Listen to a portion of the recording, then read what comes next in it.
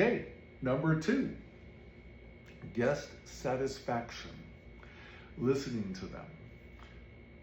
You need to, when you drop anything off, you need to look straight at their face and see how it is. See if they're liking it. You should be able to read their face. Maybe when you're a brand new server, you don't know. Like, I've forgotten a lot in 20 years. Like, I don't realize all the little steps I do, but you need to look at their face and see if they like it. And if they don't, you need to ask them, are you enjoying? Does it look great? When you first drop stuff off the table, right? Main course. How does everything look? Does it look fantastic? Great. Here's a little psychology. You don't want to say, does it look all right? Does it look okay? Like, is that the mark you're setting is okay? Hey, does it look at least good enough to have you not want to walk out the door right now? No, man, does it look fantastic? When they say yes to it looks fantastic, upon recall later, they're going to say, well, it looked fantastic. I went out to eat today. Oh, the food when it hit the table, it looked great. Fantastic, as a matter of fact, because they just acknowledged to you that it looked fantastic. Your wording, not theirs, but they agreed to it. And if it seems like anything is wrong, now's the time to say, is, right? And they'll tell you, hopefully, right? Then, first bite check. Does it taste as great as it looks? Does it taste as great as it looks? The answer is yes. If the answer isn't yes, fix it. This is your first opportunity. Guest satisfaction isn't always about everything being absolutely perfect at first blush. It's all about how you handle problems. Some of my hugest tips, largest gratuities, anyways, have been when I handled a situation and how I handled it. Really, the guests at that point, not all guests, but these guests realize that it's out of my control. What happens in the kitchen, I'm not the cook. They know that. And they were unhappy with the preparation of their meal. Not my fault. I brought it to them. It looked fine. Like, you can't take something that looks like trash and then claim no responsibility. No, that's your fault. You took them a meal that looked like trash. Would you want to serve what you're serving to your grandmother who you love dearly? I'm not talking about some relative you really don't like. I'm talking about your grandmother that you love to death. Oh, she did everything for you, raising you, like as you were being brought up, right? Maybe not raising you, but you get the idea. And you're going to present her with a meal. Is the plate you're taking to the table the meal you would be proud to put in front of her? If it is, you're good. If not, you should have never left the window with it. You should have spoken to a KM, the cook, a KM, a manager. You need their approval to take that to the table.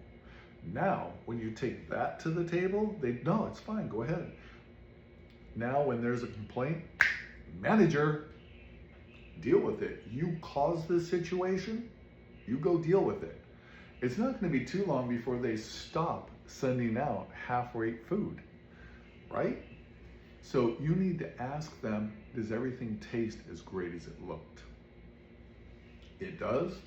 Right on the road to happiness still, right? And then halfway through the meal, is everything still perfect? Great.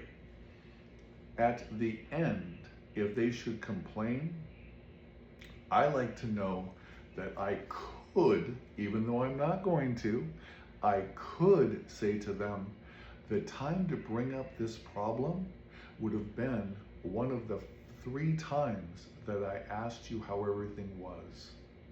Don't wait until the end of the meal when I have no chance to fix anything.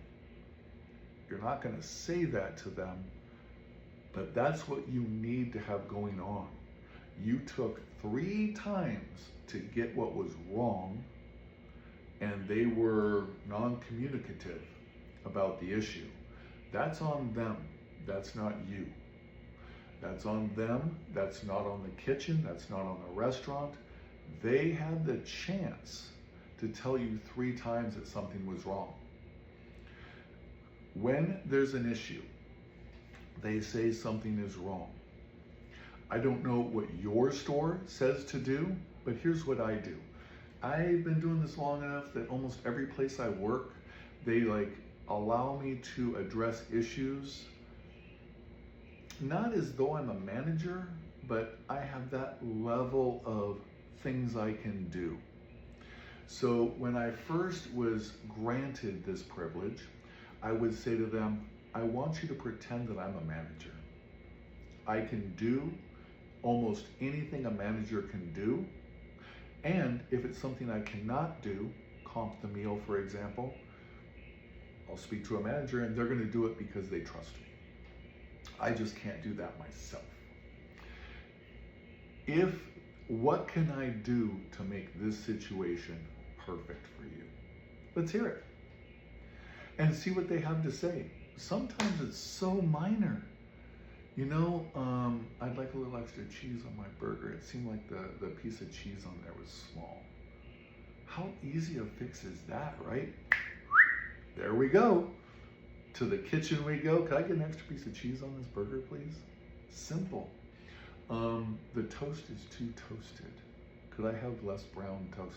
Yeah, of course. Whatever it takes to make them happy, almost always you can take care of it quickly and easily and problem solved. Handle the situation.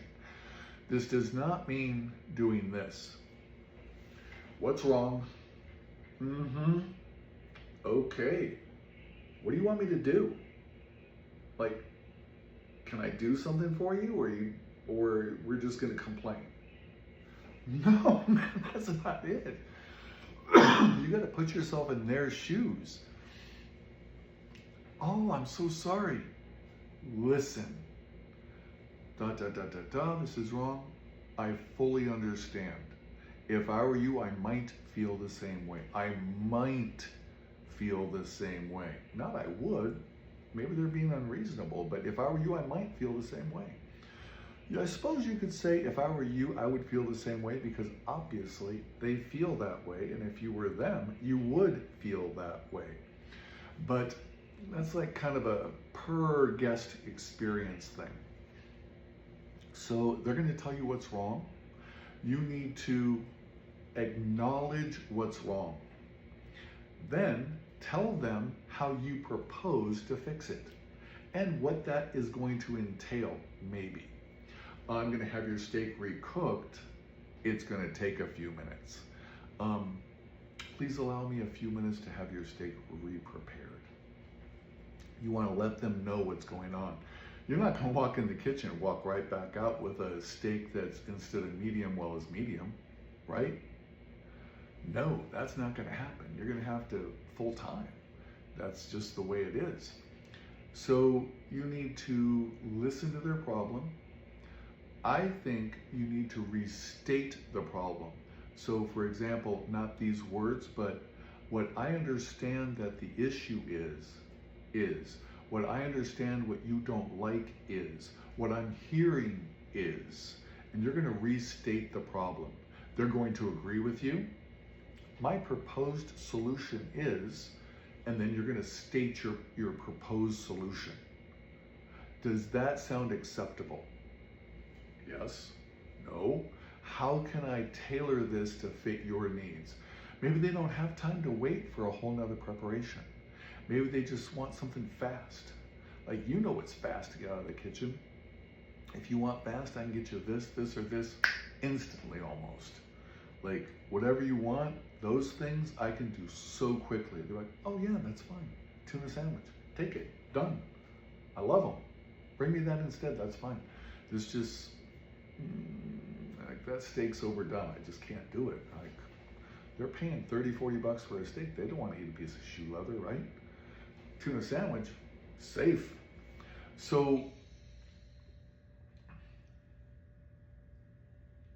ask what's wrong, listen, repeat it back to them, give them your proposed solution, ask them if that's acceptable to them, and then the bottom line is always be as good as your word.